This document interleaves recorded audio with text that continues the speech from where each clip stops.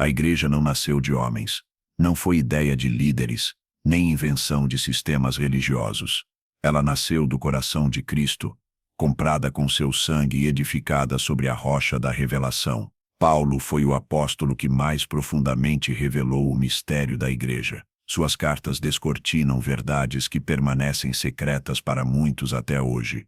Enquanto muitos veem a igreja apenas como prédio, instituição ou tradição, Paulo escreveu sobre algo muito maior: o corpo vivo de Cristo, templo do Espírito Santo, noiva preparada para o encontro eterno. Essa visão contrasta com a superficialidade de quem reduz a igreja a uma reunião humana.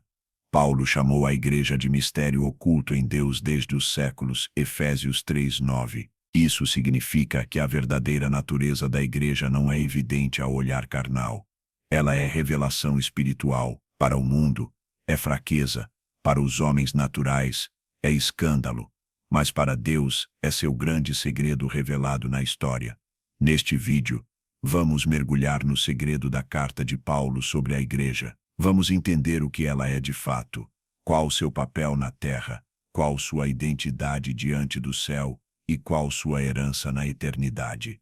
Permaneça até o fim, porque descobrir esse segredo pode mudar para sempre a forma como você enxerga a fé e como você vive dentro do corpo de Cristo. Quando Paulo escreve sobre a igreja, não a descreve como uma ideia tardia ou improvisada. Ele a apresenta como parte do plano eterno de Deus, revelado em Cristo no tempo certo. Em Efésios 3:9 e 10 ele declara: "E demonstrar a todos qual seja a comunhão do mistério, que desde os séculos esteve oculto em Deus, que tudo criou para que, pela igreja, a multiforme sabedoria de Deus se torne conhecida." Aqui está o segredo.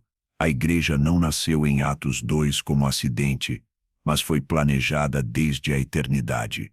Ela é o palco da revelação da sabedoria divina. Por meio dela, Deus mostra ao mundo e às regiões celestiais seu poder, sua graça e seu plano redentor. O que era mistério nos séculos passados foi revelado em Cristo e confiado a Paulo para ser anunciado.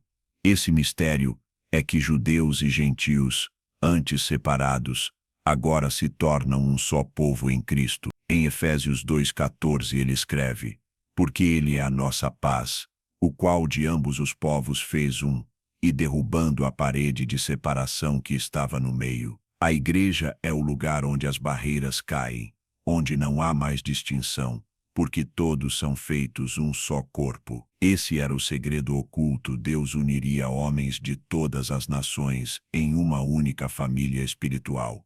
O mistério revelado também mostra que a igreja é o corpo de Cristo. Em 1 Coríntios 12:27, Paulo afirma: "Ora, vós sois o corpo de Cristo, e seus membros em particular." Essa definição vai além de qualquer conceito humano.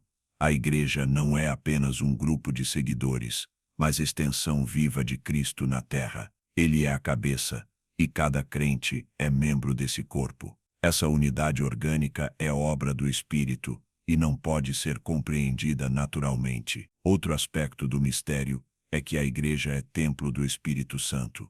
Em 1 Coríntios 3:16 ele lembra: "Não sabeis vós que sois o templo de Deus e que o Espírito de Deus habita em vós?" Isso significa que a presença de Deus, que antes habitava em tendas e templos de pedra, agora habita em um povo.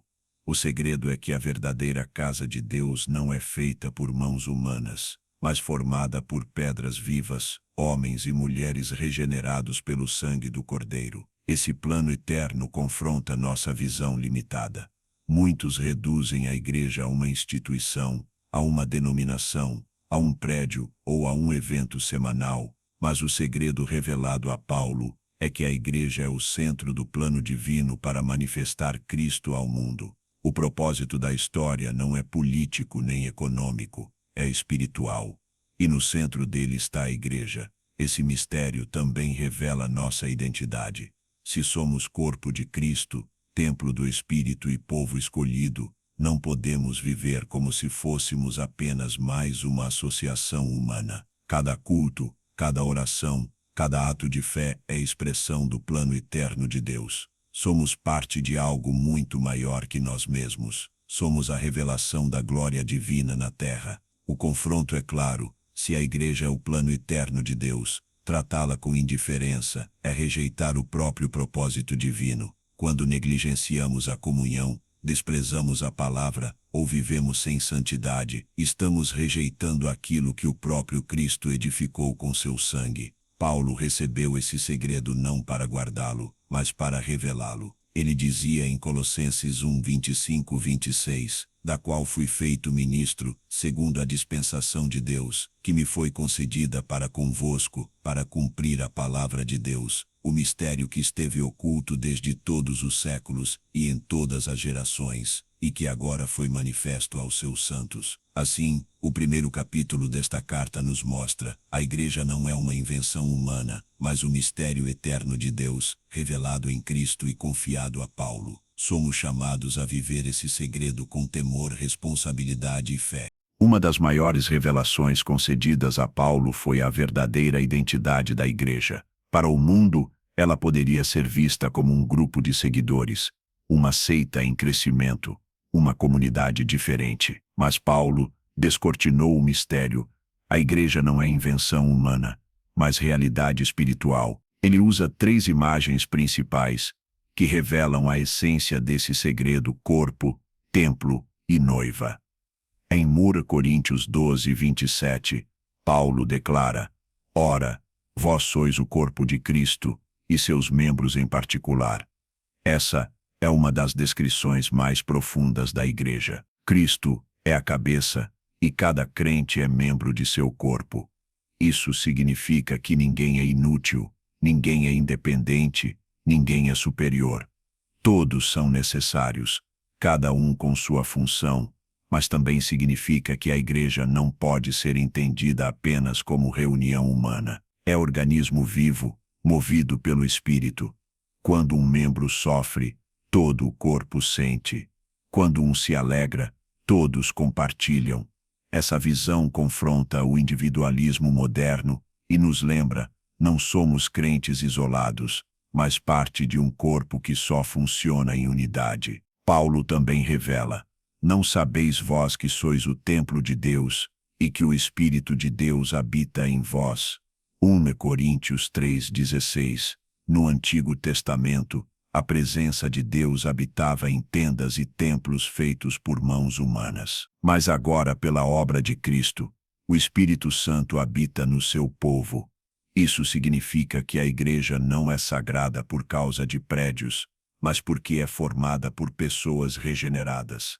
Cada crente é pedra viva, unida para formar uma habitação de Deus. Efésios 2:22. O segredo aqui é que o verdadeiro templo não está em Jerusalém, Roma ou qualquer outra cidade, mas onde o povo de Deus se reúne em santidade e fé.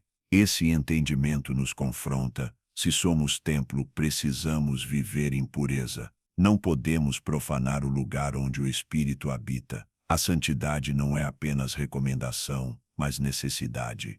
Paulo advertiu em 1 Coríntios 3:17, se alguém destruir o templo de Deus, Deus o destruirá, porque o templo de Deus que sois vós é santo. A terceira imagem é talvez a mais íntima e gloriosa, a Igreja como noiva. Em 2 Coríntios 11:2, Paulo escreve: porque vos tenho preparado para vos apresentar como uma virgem pura a um marido, a saber, a Cristo. Essa linguagem revela a profundidade do relacionamento entre Cristo e sua Igreja. Não se trata apenas de autoridade e submissão, mas de amor e fidelidade. A Igreja não é apenas serva, é noiva. Foi escolhida, separada e adornada para o grande encontro com o noivo. Essa metáfora aponta para o futuro, o casamento do Cordeiro, Apocalipse 19:7, mas também fala do presente, da necessidade de viver em santidade, guardando-se da infidelidade espiritual. Essa identidade como noiva nos lembra que a Igreja não pertence a si mesma. Ela não vive para agradar ao mundo, mas para honrar seu noivo. Isso significa pureza, vigilância e expectativa. Assim como uma noiva se prepara com zelo para o dia do casamento, a Igreja deve se preparar para a volta de Cristo. Essas 3 imagens, corpo, templo e noiva, revelam o segredo da carta de Paulo sobre a igreja. Elas mostram que a igreja não é apenas uma instituição, mas algo vivo, santo e íntimo. Mas também confrontam nossa geração. Se somos corpo, por que tantos vivem isolados? Se somos templo, por que tantos profanam sua vida com pecado? Se somos noiva, por que tantos flertam com o mundo em vez de esperar o noivo? A identidade da igreja é glória e responsabilidade. Recebemos uma posição elevada em Cristo, mas precisamos viver de acordo com ela. Quando Paulo escreveu sobre a igreja, ele nunca a apresentou como algo fechado em si mesma, um grupo isolado que se contenta em existir. Para ele, a igreja tinha uma função clara diante do mundo: ser luz, testemunho e instrumento de missão. Essa era a razão pela qual Deus havia revelado o mistério, não para que os crentes se orgulhassem de ter uma nova identidade, mas para que cumprissem uma nova responsabilidade. Em Filipenses 2,15, Paulo descreve esse papel de forma vívida: para que sejais irrepreensíveis e sinceros, filhos de Deus inculpáveis no meio de uma geração corrompida e perversa, entre a qual resplandeceis como astros no mundo. Aqui está a visão. A igreja não foi chamada para se confundir com as trevas, mas para brilhar em meio a elas. Em uma sociedade marcada pelo pecado, pela injustiça e pela idolatria, a igreja é o contraste visível, o reflexo da santidade de Cristo.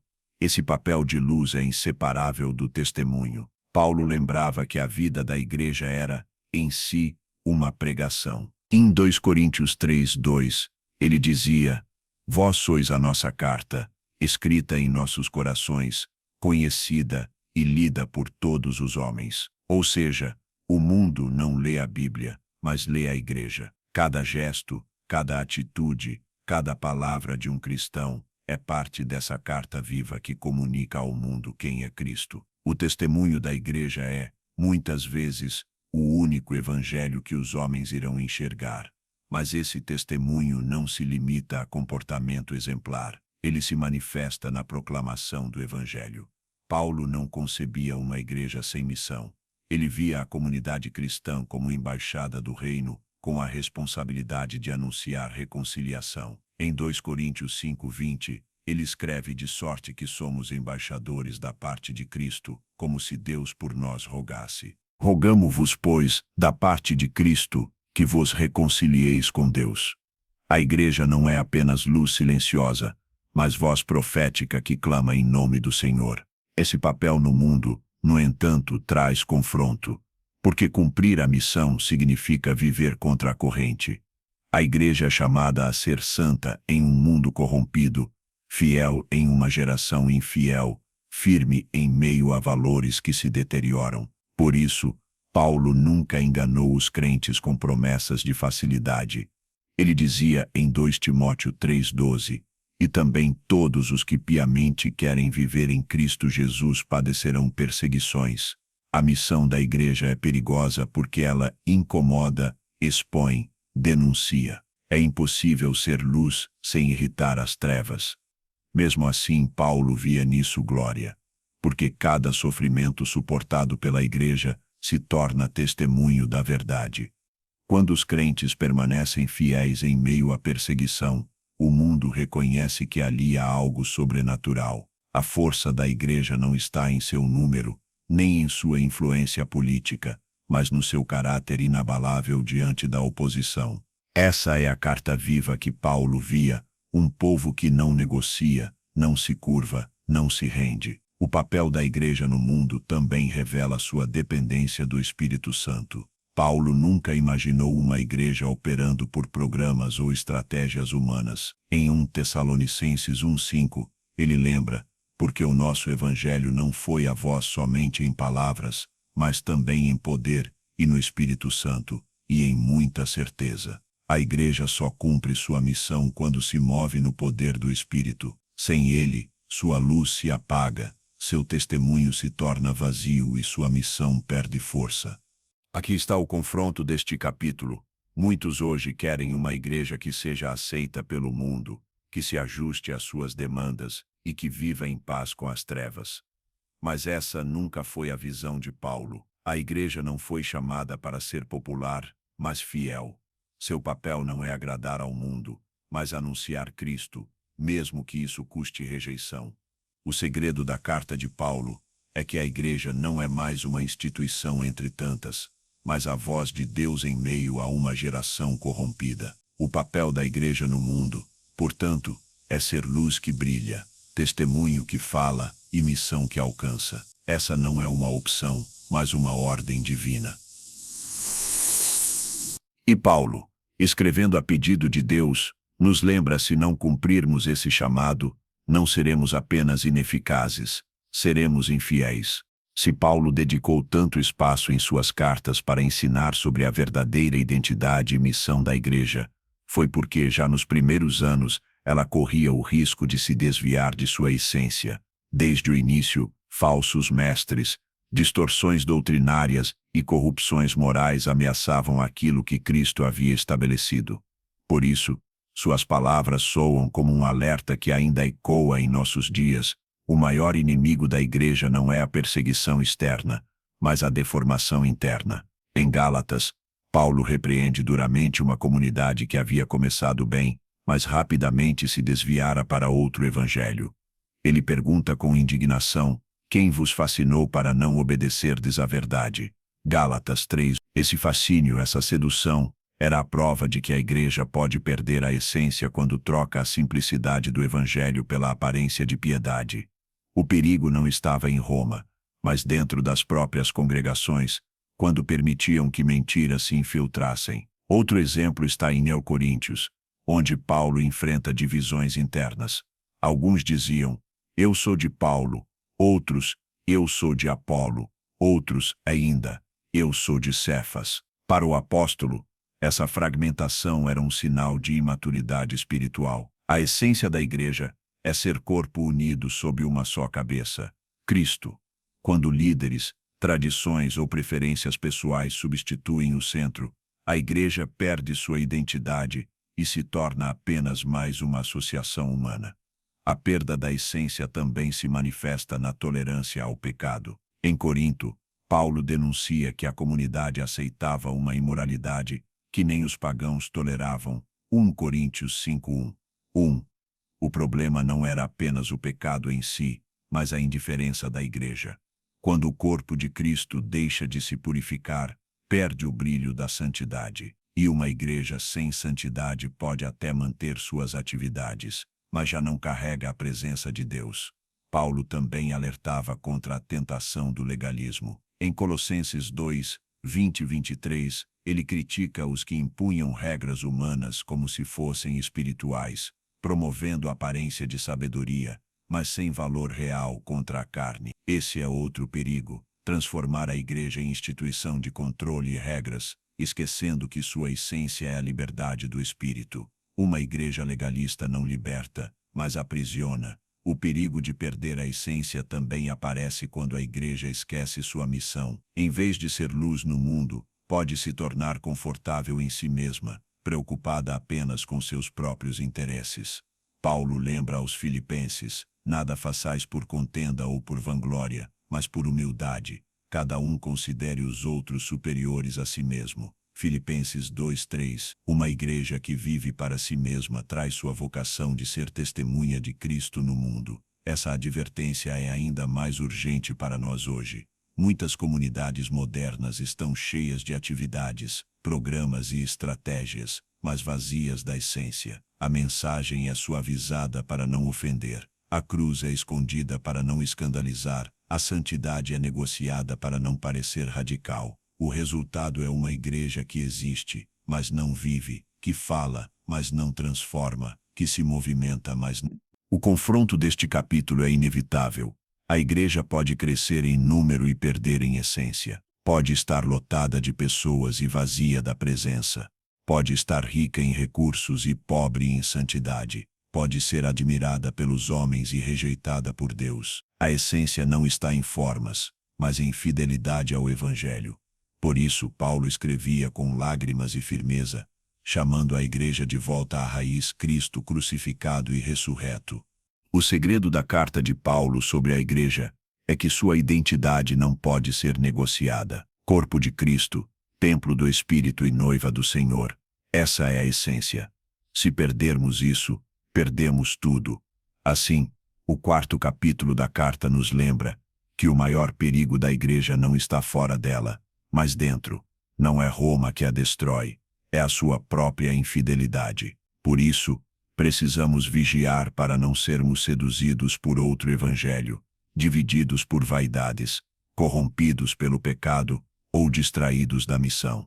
Se o perigo de perder a essência é real e sempre ronda o povo de Deus, também é verdade que quando a igreja permanece fiel à sua identidade, ela se torna irresistível.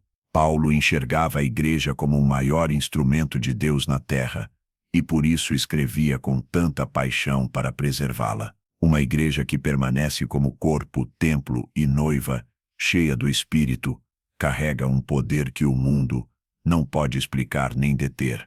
Esse poder se manifesta, em primeiro lugar, na presença de Deus entre o seu povo. Em 1 Coríntios 14, 25, Paulo descreve o impacto que um incrédulo sente ao entrar em um culto cheio do Espírito, e assim, caindo sobre o seu rosto, adorará a Deus, publicando que Deus está verdadeiramente entre vós. Aqui está o segredo da igreja fiel. Não é a beleza de seus rituais, nem a força de sua estrutura, mas a glória de Deus habitando em seu meio.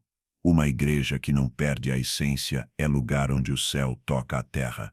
Esse poder também se manifesta na unidade. Paulo insistia que não há corpo saudável se houver divisão.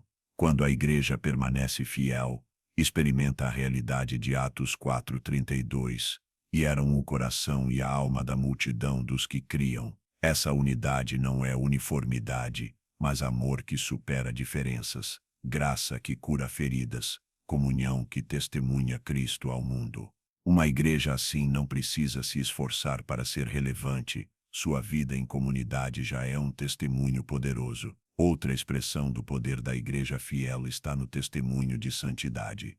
Paulo escrevia a Tito: em tudo te dá por exemplo de boas obras. Tito 2:7. Uma igreja que vive em santidade se torna luz em meio às trevas. O mundo pode desprezar sua mensagem, mas não consegue ignorar sua pureza. A santidade da igreja fiel é o que sustenta sua autoridade espiritual. Uma comunidade santa pode até ser perseguida, mas nunca será vencida. Esse poder também se revela na missão. Uma igreja fiel à essência entende que não existe apenas para si mesma, mas para anunciar o Evangelho. Paulo dizia aos romanos: como, pois, invocarão aquele em quem não creram? E como crerão naquele de quem não ouviram? E como ouvirão, se não há quem pregue? Romanos 10:14. A igreja fiel é missionária por natureza. Ela não se acomoda dentro de paredes, mas leva Cristo às ruas, às casas, às nações. Sua voz não pode ser silenciada, porque carrega as boas novas que libertam. O poder da igreja fiel também se manifesta na esperança que sustenta os crentes. Paulo escreve em 1 Tessalonicenses 1:3 sobre a firmeza da esperança em nosso Senhor Jesus Cristo. Em tempos de perseguição, fome, pobreza ou luto, a igreja fiel continua firme, porque sabe que este mundo não é o fim. Essa esperança escandaliza o mundo, que não entende como pessoas frágeis podem permanecer inabaláveis diante da dor. Mas a igreja fiel sabe que sua coroa está guardada, e por fim, esse poder se manifesta na autoridade espiritual contra as trevas. Em Efésios 3:10, Paulo diz que a multiforme sabedoria de Deus é conhecida agora, por meio da igreja, dos principados e potestades nos lugares celestiais. Ou seja, a própria existência de uma igreja fiel é um recado às forças malignas. O plano de Deus está avançando, e o inferno não pode resistir. Jesus já havia dito: as portas do inferno não prevalecerão contra ela. Mateus 16:18. Aqui está o confronto. Muitas igrejas hoje perderam esse poder porque se afastaram da essência.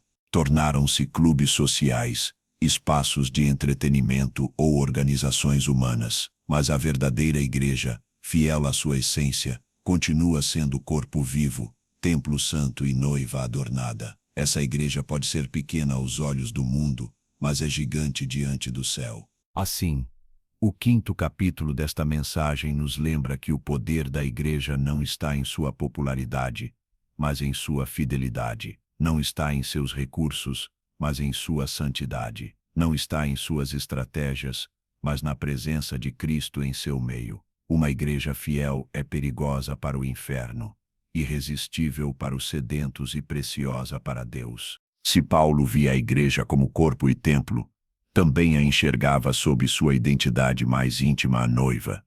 Para ele, essa não era apenas uma metáfora bonita, mas uma revelação profunda do destino eterno da comunidade dos redimidos.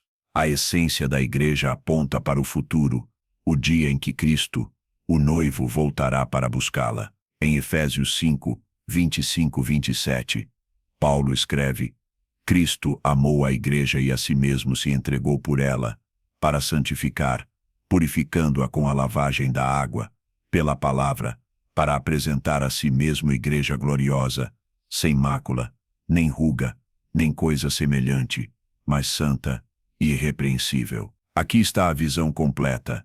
A igreja não é apenas chamada a viver em santidade agora, mas está sendo preparada para um encontro glorioso. Todo o processo de disciplina, todo o confronto da palavra, todo o agir do Espírito tem esse propósito: preparar a noiva para o casamento eterno. A glória futura da igreja não é um detalhe escatológico, é o clímax da história. Em Apocalipse 19:7, ecoa o anúncio: regozijemo-nos e alegremo-nos, e demos-lhe glória, porque vindas são as bodas do Cordeiro, e já a sua esposa se aprontou. Esse dia será a consumação de todo o mistério revelado a Paulo. O corpo que hoje luta contra o pecado será vestido de glória. O templo marcado pela fragilidade humana será habitado em plenitude. A noiva, que hoje é alvo de zombaria e perseguição, será exaltada diante do universo como herança do Filho de Deus. Essa glória futura, porém, não elimina a responsabilidade presente. Paulo sempre ligava a esperança eterna à vida prática. A igreja que aguarda o noivo deve viver como noiva fiel. Por isso, ele exorta em 2 Coríntios 11:2, porque vos tenho preparado para vos apresentar como uma virgem pura a um marido, a saber, a Cristo. Essa preparação exige santidade, vigilância e perseverança. Não há espaço para flertar com o mundo enquanto aguardamos o casamento com o Cordeiro.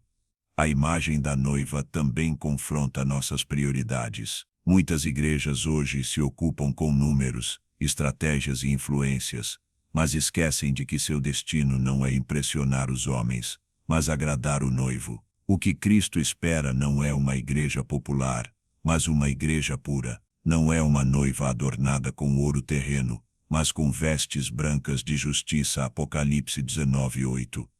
A glória futura também traz consolo em meio às dores. Paulo lembrava aos romanos: porque para mim tenho por certo que as aflições deste tempo presente não são para comparar com a glória que em nós há de ser revelada. A igreja perseguida, humilhada, marginalizada encontra força ao lembrar que sua história não termina no sofrimento. Haverá dia em que cada lágrima será enxugada, cada ferida será curada, e cada injustiça será julgada. A esperança das bodas sustenta a fidelidade no presente, mas essa esperança também é alerta. Em Mateus 25, Jesus conta a parábola das 10 virgens, 5 prudentes e 5 insensatas. Todas aguardavam o noivo, mas apenas as que tinham azeite suficiente entraram para as bodas. Essa parábola ecoa nas cartas de Paulo, lembrando que a espera não basta, é preciso estar preparado. Uma igreja que não vigia pode ser surpreendida e ficar de fora. O segredo revelado a Paulo é que a igreja só será noiva gloriosa se permanecer fiel até o fim. O confronto deste capítulo é claro: vivemos como noiva adornada ou como virgem insensata. Nossa esperança está no retorno de Cristo ou nas ofertas passageiras do mundo. Paulo nos lembra que a glória futura da igreja é certa, mas só participará dela quem se mantiver fiel.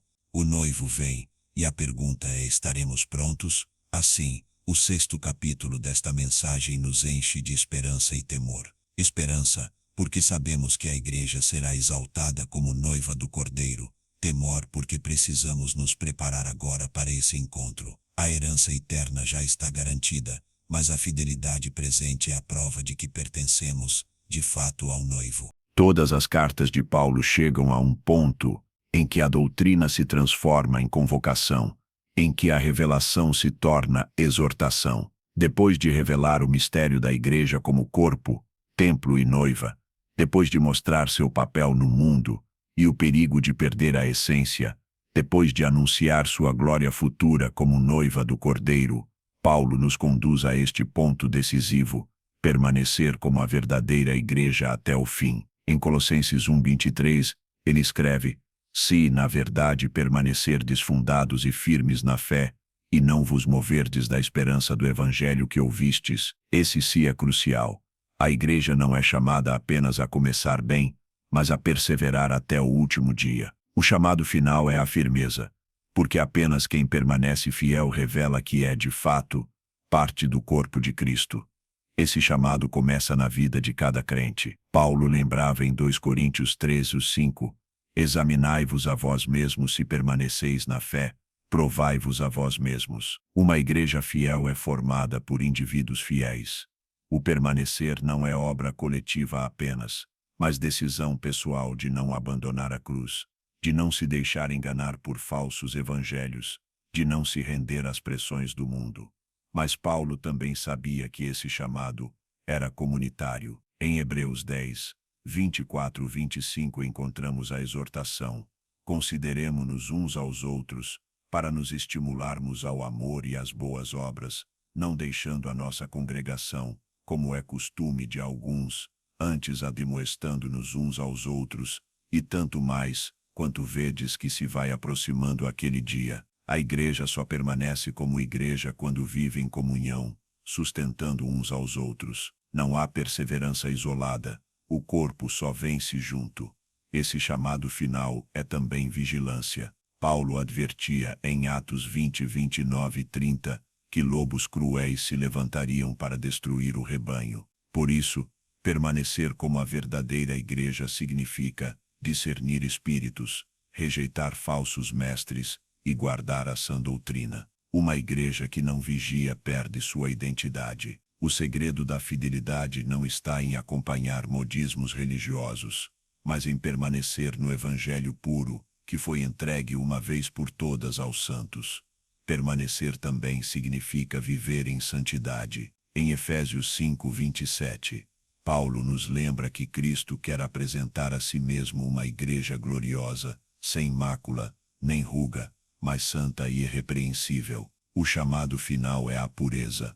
Uma igreja que tolera o pecado pode até ter aparência de vida, mas está morta. O Espírito chama hoje a igreja de volta à santidade radical, não como opção, mas como identidade. Esse chamado é ainda a esperança. Paulo repetia aos Tessalonicenses que a igreja não poderia se esquecer da vinda do Senhor. O permanecer só é possível quando os olhos estão fixos na eternidade.